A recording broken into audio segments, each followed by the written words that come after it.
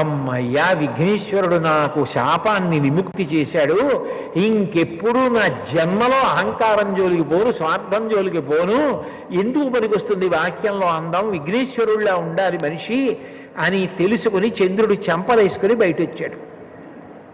విఘ్నేశ్వరుడు ఎంత దయాళు అంటే ఆయన చంద్రుడు తప్పు తెలుసుకున్నాడని పొంగిపోయి నృత్యం చేశాడు. ఎవరైనా నృత్యం చేయడానికి వచ్చారనుకోండి, వాళ్ళు చాలా విపరీతమైన లావుగా పొట్టిగా ఉన్నారనుకోండి, వాళ్ళు నృత్యం చేస్తే నవ్వుతారు. నృత్యం చేయాలంటే ఏదో సన్నగా శరీరం దానికి సహకరించేటట్టుగా అందంగా ఉంటే నృత్యం చేస్తే బాగుంటుంది.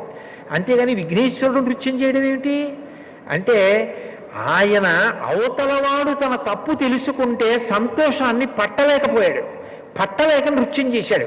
చంద్రుడు వచ్చి క్షమాపణ అడిగాడని కాదు, చంద్రుడు తప్పు తెలుసుకున్నాడు చాలు. ఎవడి తప్పు వాడు తెలుసుకుంటే చాలు.